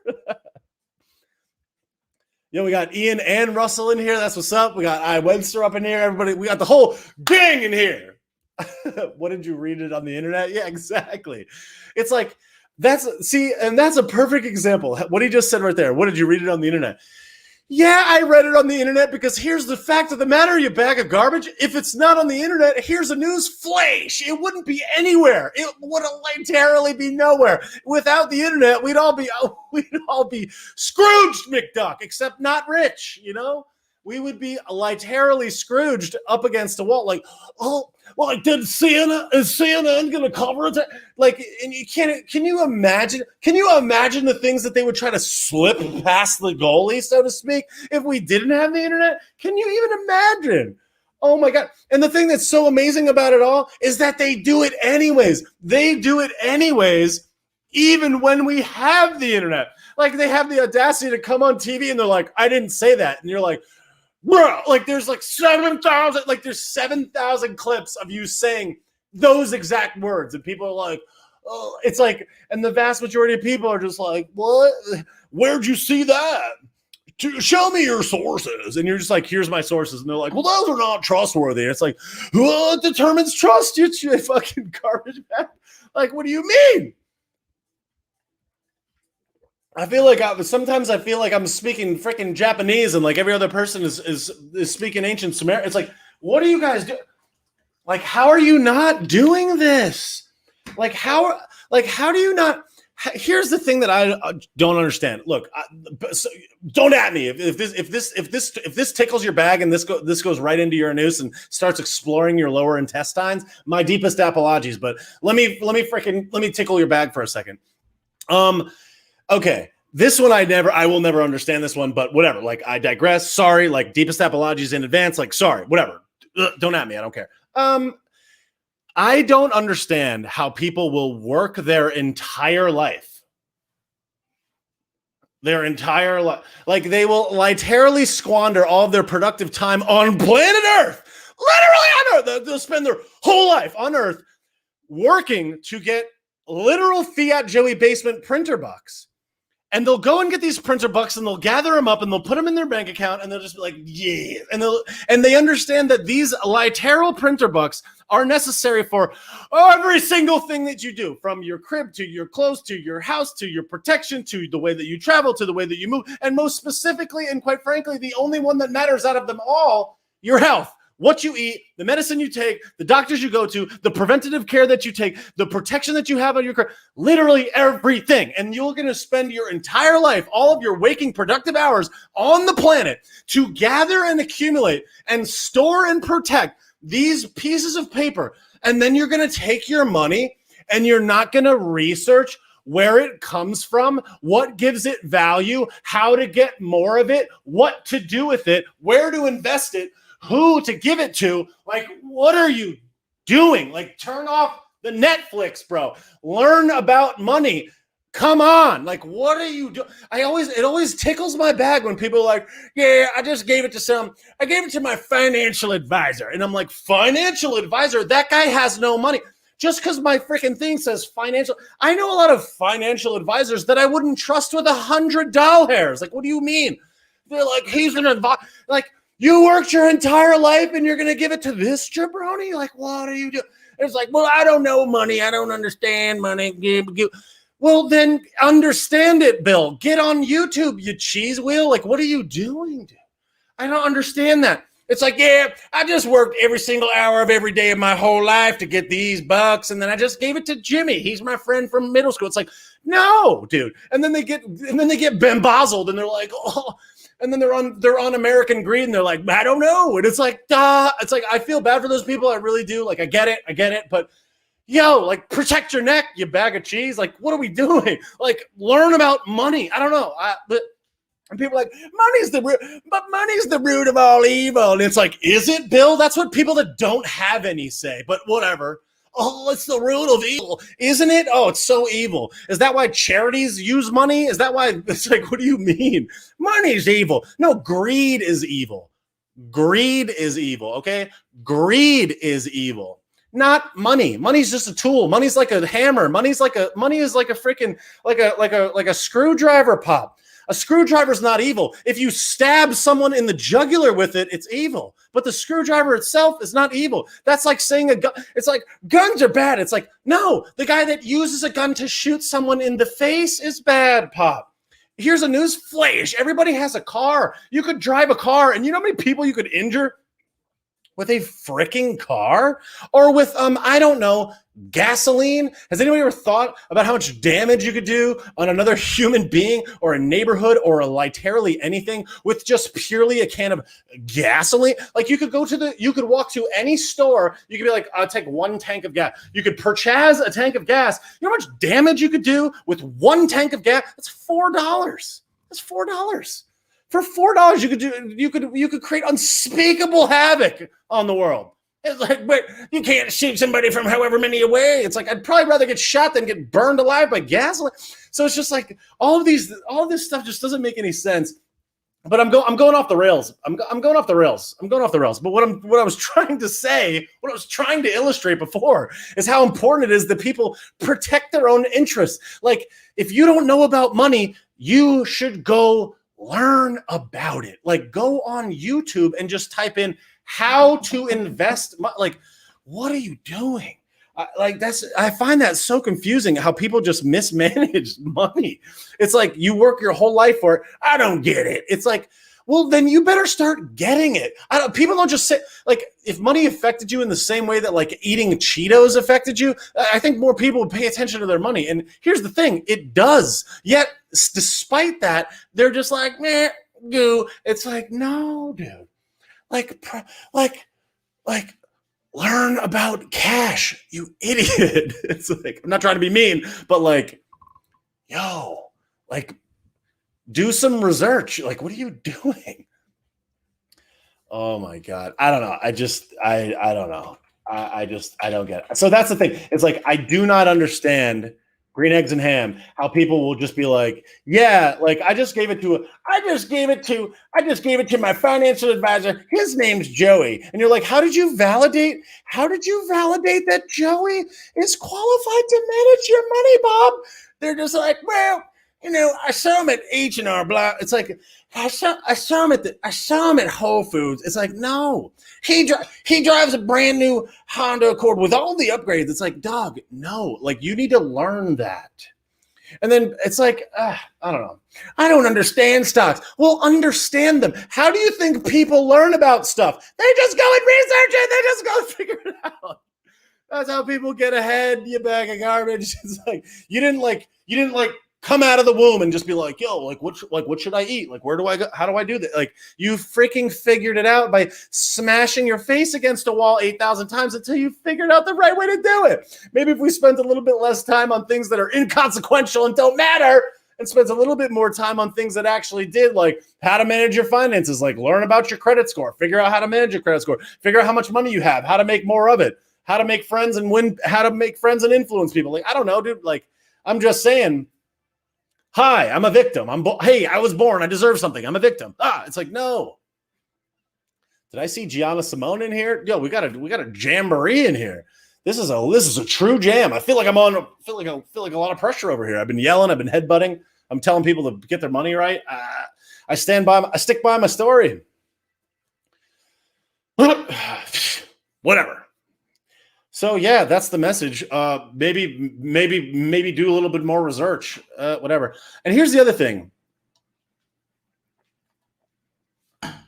The thing that I wished more folks would do. The thing that I wish that more people would do is call other people out on their shit. It's like, yo, this is the thing. This is why in certain social circles people are like, yo, they're like, don't invite Bobby Sauce to the party, because I walk in there and I'm like, yo, what are you guys doing with your finances? Like, what do you guys like? How you guys getting ahead? I'm like, what do you guys think? Like, what are you guys doing at work on money? Like, what do you do? How you like what have you guys been thinking about? And like I go in and they're like, you want to play Flip Cup? And I'm like, yeah, I'm down to play Flip Cup, but like, also, what are you doing? I don't know. I'm like that guy that ruins the freaking. I like ruin the party because I'm like, what are your goals? Like, I walk into a situation. I'm like, what have you been thinking about lately? People are just like, don't. I'll never forget this one time. So I was in Miami. Maybe this isn't a good story. I don't know. Whatever. I don't care. You're going to have to listen to it or hit the X. I don't care. Whatever. Anyhow. So I'm in Miami and I'm at my friend's apartment. And this is back when I was just smoking that Weeble, right? And I'm an entrepreneur. I like small businesses. I love when people talk about business. I love like helping people out. I love giving some commentary about a business. I love that. This is great. So we're about to go to this bar or club or who even knows, some poison drinking zone with music, whatever, you get it. And they're like, hey, we're going to stop over at my friend's apartment real quick. We're going to grab them. We're all going to Uber there together. And I was like, sick. So we go over there and we're about to like smoke a blunt with these people. So I go into the apartment. We're in this high rise in Miami, nice apartment. And we're in there and this girl is smoking a blunt that has like a tip on it. It has like a metal tip at the end. And I was like, oh, that's awesome. She's like holding the tip and like, it's like firm and like you get it. And it's not like a wet, soppy, like whatever. It's not like a soppy end of the blunt. And I'm like, that's so cool. That's so awesome. She has this tip. I was like, where'd you get that tip? She goes, oh, I started a small business making these tips. And I was like, that's amazing. I know so many people that smoke blunts. I want one of these tips. And I was like, tell me about them. I'm like, where do you get them? What do they cost? How did you come up with this? And I'm like asking her all these questions and like trying to build like a friendship, like an entrepreneurial friendship. Like, how do I raise the bar of this conversation? Because everybody was like, you see the moon? The moon is real big tonight. And they're like, yeah, I do see the moon. And they're like, Mercury's in Gatorade tonight. And I'm like, sick. And they're just like, oh. They're like, your floors are pretty. And like, you know, all that like surface level conversation where I'm just like, what are we doing here? Like, can we talk about something that matters? But whatever. I'm like, oh, this woman's got an entrepreneurial venture that she's working on. Like, here I am excited about it. I'm like, yo, I want to buy one of those. Tell me about it. What's the website? Where do you make them? How much do they cost? Can I sell them to my other friends? I was like trying to get into the freaking, you know what I mean? I was trying to get up in there. And she's like telling me about them. And I was like, yo, let me buy one of those. She's like, oh, they're $70. And I was like, huh! But I wanted to support your local entrepreneur. I was tickling her bag about how I wanted to get this, how I loved this thing. So I'm like, she probably was just like, oh, it's $5,000. So anyways, so I buy it for $70, even though I was like, fuck, that's $70. That's insane. That's an insane price. It was like this big. Interestingly enough, the thing gets so hot when you smoke a blunt that I never used it. I bought it for the $70. I wanted to support the local business. Whatever. Okay, you get it. So I still have it probably, or I threw it down a storm drain. Whatever, doesn't matter. So I'm like, cool. So we're in the car on the way to the restaurant. We're in the Uber, and I'm shucking and jiving. I'm right next to the girl in the van. We're in the van, in the Uber, in the van. I'm in the van. The people in the front are talking about some inconsequential, who cares? They're like, it rained on Friday. Did you see that rain on Friday? They're like, Florida rains so much. It's so hot these days. Florida. It's so hot. Rain, humidity. And I'm like, that conversation sucks. So I was like, oh, what's going on in the back? So I looked into the back and they were like on the Instagram, like one of them's making a TikTok. She's like, and I was just like, yeah, okay, I don't like any of this. So the girl sitting next to me doesn't have her phone out. I was like, let's go. Entrepreneur talk. I was like, yo, what's up with those tips? Like, how do you make those? Where do you manufacture those? How much do they cost to make? What's the margin? And I was like, trying to ask all these questions. She literally said, I wish I had the quote, but it was something like this. It was literally like, yo, I don't feel comfortable talking about those things with somebody that I just met. And I was like, what? She was just like, yeah, I don't really want to talk about that stuff right now. Let's not talk about that. And I was like, oh, okay. Okay. And I was like, oh, because we were talking about nothing. No one was talking. They were in the front talking about the sky, how it rained. The guy in the back, the gal in the back was shooting a TikTok. She's not speaking. I'm not speaking. And I'm like, what's up with your business? Like trying to learn about your business, like your baby, like the thing that you were excited about to tell me about that I just paid $70 for. And she's like, I don't want to talk. I was like, okay, if somebody was to dare ask me about my business at any point of my life and like, hey, like, I would be like, yo, let's go. Like I wouldn't have stopped talking about it for the whole duration of the night if they wanted to talk about it.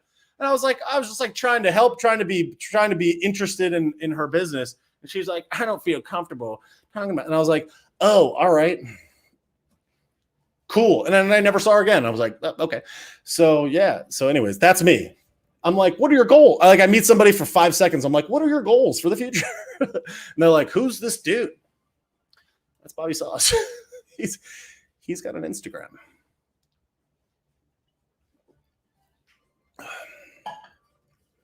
Yeah, I was like trying to sell, like I was trying to be like, how do I help this girl's business? Like I built websites. I built e-commerce storefronts, and this girl was selling them out of her apartment. I'm like, 70 clips for a freaking thing that's this big? I'm like, you could ship this around the world for like a nickel. I was like, I could probably sell the shit out of these things. I was like, I could probably sell 5,000 of these things. I could build this chick a website. I was like, maybe I'll invest in this girl's business. Like literally, I was thinking to myself, like, what if I built her a store and I took 20% of the profits, 25% of the profits or something, and this girl just ships out thousands of these freaking little tips? I was like, that would be sick. I was like, this could be a really good business venture. Like, I wonder if I could help this girl's business. I don't feel comfortable. I was like, what? I was like, okay. I don't know. I just thought that was so weird. And I'm like, all right, cool. Like little does she know that like I've been paid by people around the world $150 an hour for business and entrepreneurial advice by hundreds, if not thousands of people. And here I am just like trying to chat with this girl about her entrepreneurial venture. And she's just like, I don't feel comfortable. And I was like, oh, okay, sorry. I was like, sorry, like my bad. So yeah, that was that. That's the story. What is it now? What is it? What now? But whatever. I think I saw Maria in here before. What up, Maria, if you're still in here? What's going on? Nikwa says, I hope she's on the live. Yeah, I hope she is on the live. Your tips are trash. They get too hot. I don't smoke anymore. I'll give it back to you. I'm like, give me 35. But whatever. People on Facebook, they're like, she's watching you now. No, she's probably not. She's probably say go kick bags. Yeah, I should have told her to pound sand. Pound sand, jabroni. I did not expect to get this hot on this live tonight. I was like, yeah, I got a couple of topics. I'm gonna zip, I'm gonna zap. But in traditional Sasaldo fashion, you know how I do it. I just decided to go absolutely nuts and headbutt. I'm like sweating. I got the pit. Look at that. Look at that. That's gross. I like just took a shower like a half an hour ago, and I'm just like, ugh. I think I got sweat on my back too. I don't know if you can see it. No, maybe not. Whatever. Anywho, we live in a pineapple under the sea, indeed. So, sell my tip on eBay.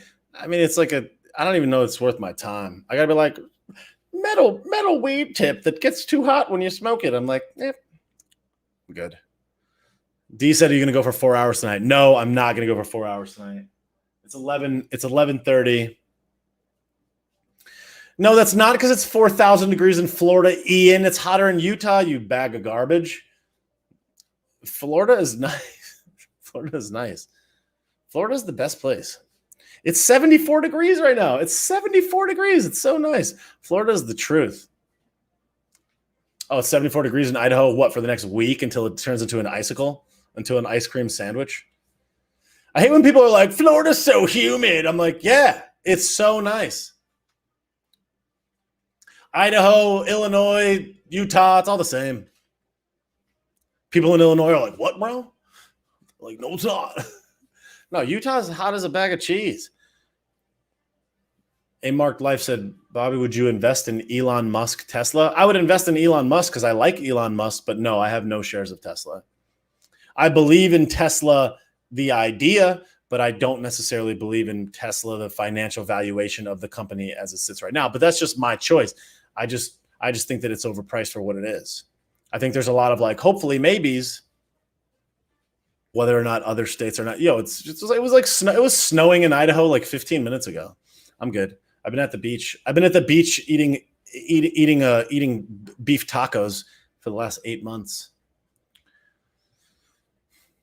Florida's the best.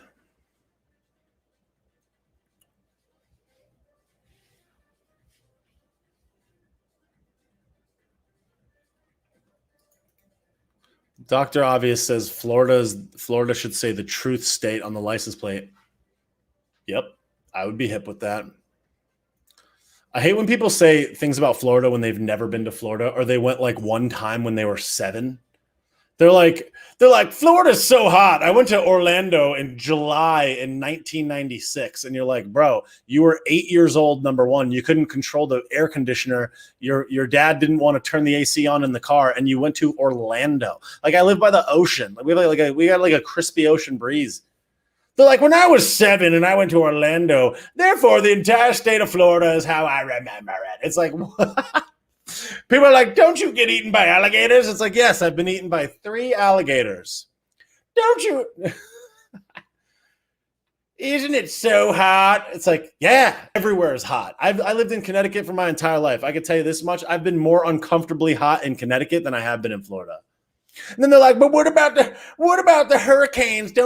Aren't you afraid of the hurricanes? Interestingly enough, in the 11 years that I've lived in Florida, Connecticut has been hit with more hurricane damage than Florida. Connecticut. Look it up, you bag of cheese. 2010 to 2021, more hurricane damage in the state of Connecticut than in Florida. Power outages, trees down, winter storm warnings, hurricane, what's its guts, that bag of rice one that hit New York and clapped everybody's cheeks. That one, Sandy. Fort Lauderdale is one of the most insulated cities in the United States of America to receive the brunt of a hurricane impact. Like my house has every single house built in Florida is fortified with concrete block and rebar. We built this house next door. Literally, you're talking a concrete slab 2 feet thick, concrete block with poured concrete with rebar every like 2.5 feet. In the walls of a house. You're talking hurricane impact glass windows and doors that could withstand a 75-mile-an-hour freaking 2x4 at it. And it's like, yeah, if a hurricane's going to clap cheeks, I would want to be in this crib in Florida. There's a lot of places not in Florida or not in South Florida, and specifically not in Fort Lauderdale, that are much more susceptible getting their cheeks clapped by a hurricane impact wind. And there's also lots of other storm issues in other parts of the country. Like in California, there's freaking wildfires and drought. I'm all set with that. And earthquakes, I'm good with that. I know the earthquakes don't make a big deal, but wildfires and drought and earthquakes, I'm good with all those things. In the middle of America, you're talking tornadoes, you're talking floods, you're talking all varieties of different things in the middle of the country. In the northeastern part of the country, in the north, you're talking ice storms, windstorms, icy roads, you're talking snowstorms, nor'easters, you're talking the power goes out. I mean, any variety of things. Florida's lit, fam. You could live on the street in Florida 365 days a year for the rest of your life if you had to. I'm good. People that live in Canada, I don't even know what's going on up there. Like, I get it. Like, I like maple syrup too, but I don't know, man. That ain't it. That ain't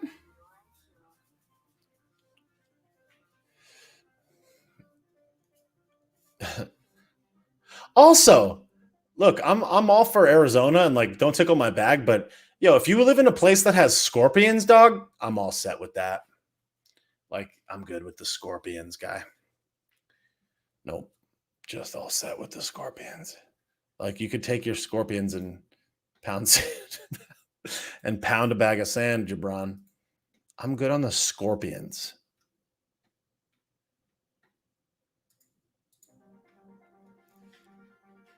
People are like, it's beautiful, but I apply chapstick every 3 minutes. It's like,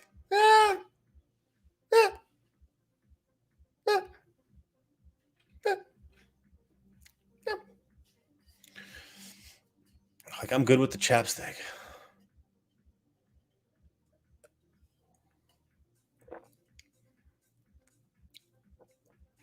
Alligators and robot mosquitoes over scorpions, 100%. I never seen an alligator on land ever. Not one time since I've been in Florida, ever. Not one time ever.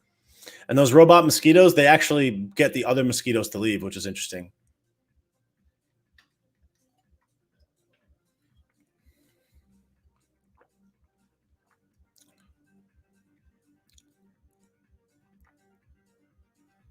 Rainbow Zebra says moving from Vermont to Florida in the fall. Yeah, Florida's lit, fam.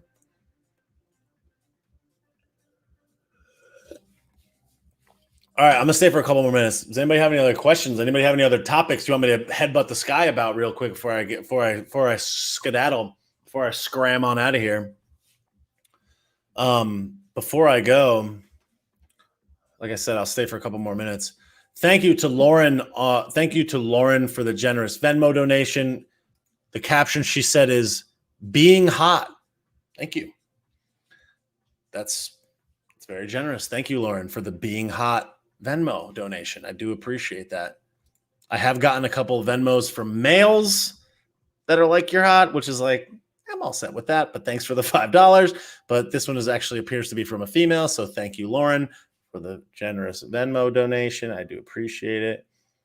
Thanks to all the people that got the badges. I know I thanked them before, but again, A Mark Life, WRX Guy 02, Ryan Big Ray Fozzie, Steph, M. Moncton, Don Maureen, Chooks Official, Sean 87, Callahan, Tony Rocks, and Jess Strauss 21. I appreciate you guys for buying the badges. Thank you so much for that. Thank you to everybody that's been buying merch in the store lately. I do appreciate that. A lot of really awesome orders came in on the store which I find very humorous.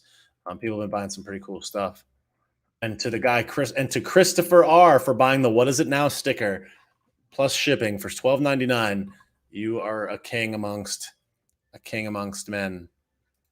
I appreciate that. Tell people about GCs. What is GCs? Can we clone DeSantis? That would be clean. Just jumped off Tommy Vexed. Missed your talk.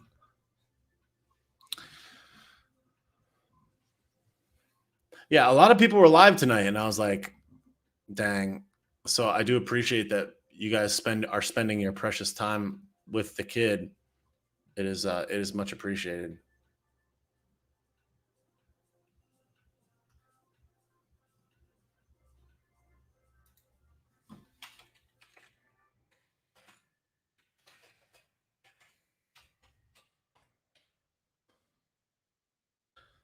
Sorry, I missed you. Hey, no apologies needed. The whole live stream will be available on the interwebs later.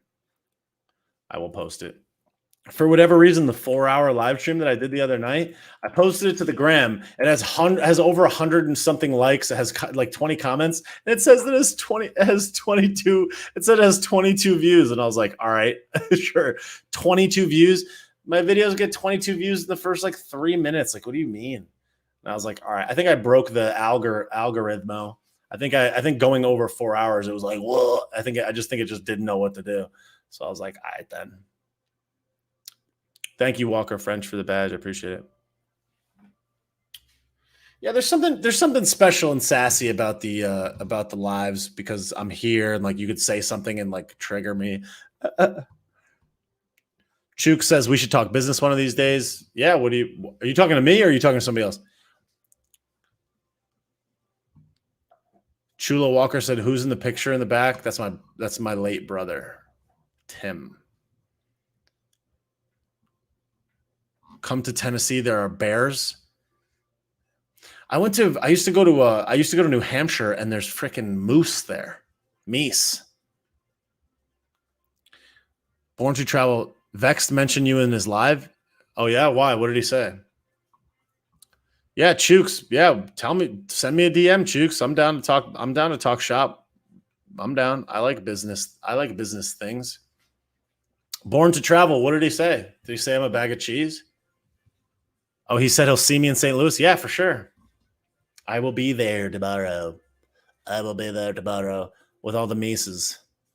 There's snakes in Missouri or Missouri or whatever you say. There's freaking snakes. I'm good with the snakes, Pop. We got New Hampshire in the house. Hell yeah. I used to go to freaking I'll drop a New Hampshire on you real quick. It's a Summer Smash. Yeah, I am. Yeah. I used to go to Lake Conway, New Hampshire. I used to go camping in Lake Conway. I loved Lake Conway, New Hampshire. That's one of my favorite places in the world. If you watched my interview that I did with Brad Lee, I talked about tripping on mushrooms in the center of a lake.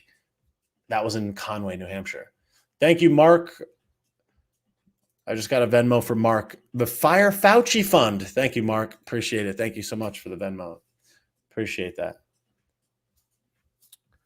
Snakes in Florida too, big ones. Yeah, I know there's snakes everywhere. I'm just saying, like, I live near the ocean. Like, there's not many freaking pythons over here where I'm at. I live in like the city. Like, I've only seen one snake since I've lived here in 10 years. And it was like a little black, like gardener snake. And I jumped out of my knickerbockers. I was like, what is it now? I did a freaking backflip. Nesquick says, do you still take shrooms? I haven't taken mushrooms in probably like 4 or 5 years. I mean, I would, but I haven't in a long time. But I would. Well, I'm certainly not against it. Snakes are better than alligators. Yeah, again, but the alligators are in the water. The alligators are not just like perusing the neighborhood, Like, I've never seen an alligator one time. Like, not at the zoo. Like, if you go up into Central Florida and Northwest Florida, yeah, there's freaking alligators. But like, I live in the city. I live in Fort Lauderdale. Like, the worst thing I've seen here is like a manatee, and the manatee was like a sea cow. Yeah, I'm good with the bears. I'm good with the bears. People are like, Canada has snakes too. I know. Oh, aka the government. Nice, yeah. We have squirrels. Yeah, squirrels are lit. Yeah, there's definitely gators here, and I'm not about that life, fam. You're not gonna catch me kayaking where there's any gators.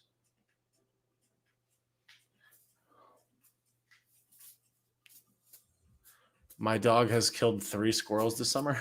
All right. Here's my literal beanbag. Ducks are lit. How do mushrooms make you feel? That's a loaded question. How do mushrooms make you feel? Mushrooms make you feel like mushrooms make you feel like an animal. I feel like eating mushrooms feels like what it would feel like to be a deer. Maybe not a deer, but like an owl. Maybe not an owl, but like a creature of the forest. I feel like mushrooms make you feel like an animal. You're just like, you like stare at stuff. You want to like taste things. You don't really want to move. You're kind of like sedentary. You can like look at the water or the sky. You're like an oxen. It makes you feel like an oxen. Because you certainly don't want to be running unless somebody scares you. So I feel like eating mushrooms makes you feel like what it would be like to be an animal. Because you're like, oh, what's that? What is that? What now? What is it now? Born to Travel says, do you see things that aren't there?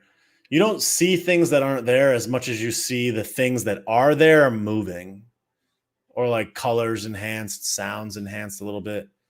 Like, like I remember the first time, like, so I have a popcorn ceiling. A popcorn ceiling, for anybody that doesn't know, is like has like a texture to it.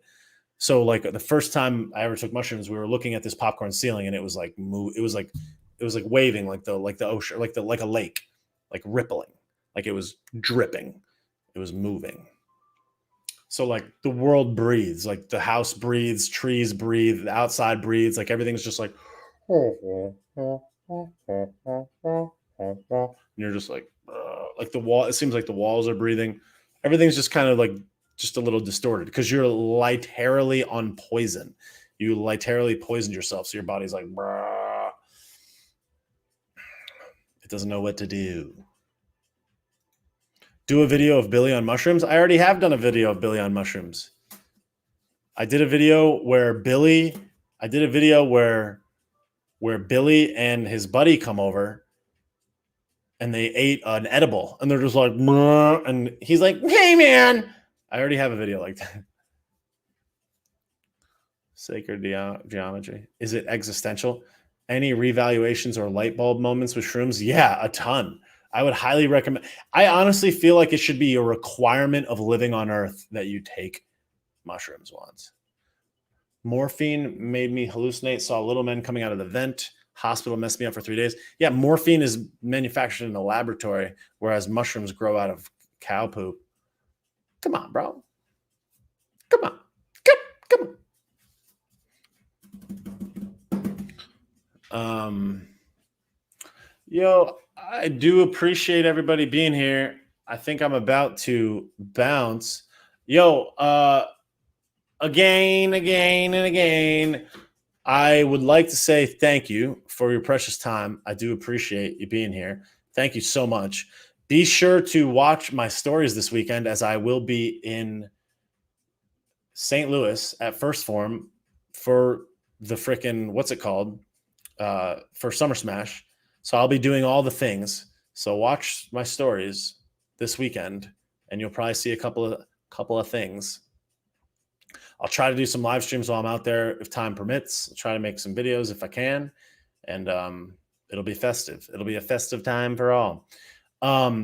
If you don't already follow me on YouTube, please go follow me on YouTube. I hate that I keep asking that, but I would really appreciate it if more people would follow me on YouTube. I'm almost to 2,000 followers. We got 46,000 people here on the gram. Do me a favor, follow me on YouTube.